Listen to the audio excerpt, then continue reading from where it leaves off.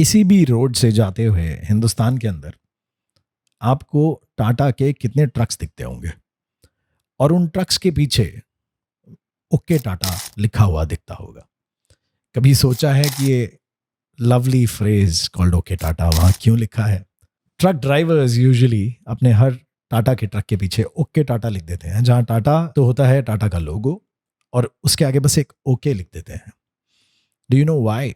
कभी ये सोचा है कि Tata Sumo, that crossover vehicle between an SUV and an MPV which was built and manufactured by Tata Motors, उसका नाम सुमो क्यों था? आइए ये कहानी में सुनिए मेरे साथ। 1949 में JRD ने अपॉइंट किया सुमंत मूलगांवकर को as the director in charge for Tata Motors. It was then known as Telco. 1954 में डाइमलर बेंज के साथ एक समझौता हुआ जहां डाइमलर बेंज ने कुछ पार्ट्स मैन्युफैक्चर करने के लिए टेल्को को मदद की। और 15 साल बाद जब ये सफ़र डाइमलर बेंज के साथ ख़त्म हुआ, सुमंत मूलगांवकर के फेमस शब्दों में था, and we never looked back again. They went on to create some of the most beautiful pieces of machinery in Indian history. Mulgaonkar was a stickler for perfection and he wanted excellence in every truck produced at Tata Motors.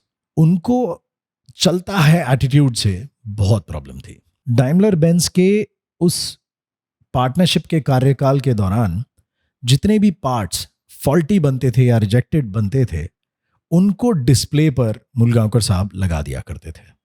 And this was a very painful exercise specially for all the hard working engineers in the company.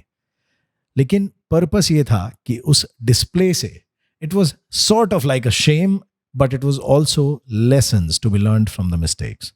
ज़्यादा focus learning पर था and Mulgaonkar was a champion at it. 1980 में अरुण मायरा साहब जब head कर रहे थे Tata Motors को, then Tata Motors achieved something which was really groundbreaking. They created the first fully automated machinery for manufacturing cylinder heads of engines. तो इस खुशी में अरुण मायरा साहब ने सोचा कि मूलगांवकर साहब को बुलाया जाए और उनको दिखाया जाए कि सर आइए और देखिए हमने कितनी मेहनत की है। He was expecting praise, but when Mulgaonkar saw what the demo was, he was silent.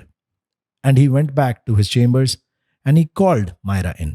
And he said, Myra, तुमने देखा कि जितने भी वो हाइड्रोलिक पाइप्स थे वो वर्टिकल नहीं है।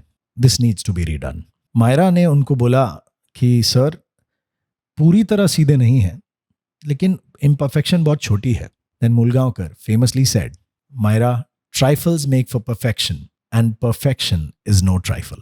मूलगांवकर एक बात और कहा करते थे, do not accept second rate work. Expect the best. Ask for it.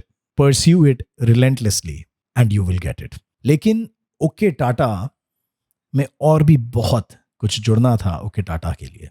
1970 में ट्रक्स की बहुत शॉर्टेज हो गई थी इंडिया में और मिडलमैन उसको 40-40 हज़ार रुपये मुनाफे पर बेच रहे थे। लेकिन मूलगांवकर ने डिसाइड किया कि हम ऐसा नहीं करेंगे।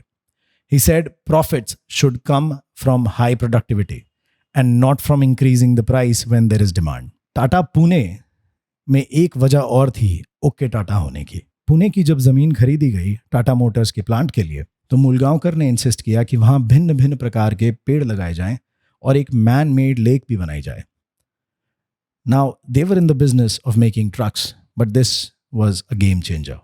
Because it was also building lives and society around you. JRD Tata ने उनके लिए बोला, he built the factory, he built the men, he built the technology. He began to build a new edifice for the future, a magnificent factory and a magnificent force that elicited pride. 1989 में मूलगांवकर साहब का देहांत हो गया. He was somebody who always lived with the Tata philosophy to do always right, which was the right for the country. और अब इस सब के बारे में सोचिए और सोचिएगा उस सुमंत मूलगांवकर के बारे में जब भी आपको एक टाटा का ट्रक दिखे और उसके पीछे लिखा हो okay Tata. And it is only befitting that Tata Motors named Tata Sumo after Sumant Mulgaonkar by borrowing the first 2 letters of his first name and his second name. था ना कहानी में दम, okay Tata okay Sumo. So this was the code. I am your buildmate friend Rishabh Agarwal. Thank you for tuning in and this is for Discon Talks. You were watching India's #1 construction podcast, The Code.